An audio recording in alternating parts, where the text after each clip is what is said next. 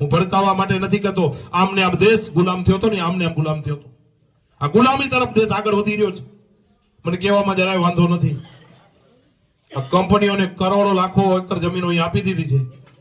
30 gigawatt અહીંયા, 55 gigawatt ઉમાકને ઉભું થાય છે. એક જમીન છે ને 55 ગીગાવોટ અત્યારે રિલાયન્સ પાછું ઉભું કરી ધોરાવીરાની બાજુમાં. 29 ગીગાવોટ અહીંયા લાઈન પેદા થઈ રહી છે. અહીંયા અત્યારે લગભગ 40,000 લોકો કામ કરે છે. મને પરમદીનો મેસેજ છે અને હજી આવનારા દિવસોમાં 40-50,000 બીજા માણસો આવે એના માટેની તૈયારી છે. એ માણસો કેવા છે તમને ખબર છે? એ માણસો દેશપ્રેમી લોકો નથી. એ તમારે છે ને અહીંયા મેં તો કીધું નેતાઓને કહું છું, અને જે સુખી માણસો છે ને એને કહું છું, તમારે નડી ઉપર આવીને બંદૂક રાખશે. તમને ખબર નથી આ પરિસ્થિતિ છે ને નિર્માણ તમે ખાઈ નહીં શકો, પૈસા હશે પણ જો જાગ્યા નહીં તો આ પરિસ્થિતિ નિર્માણ થવાની છે. હું કોઈ ભડકાવવા માટેની વાત નથી કરતો, અને દેશ આમ જ ગુલામ થયો હતો. આ અદાણી ને અંબાણી મને એમ લાગે છે કે દેશને ફરીથી કચ્છને ગુલામી તરફ લઈ ગઈ છે.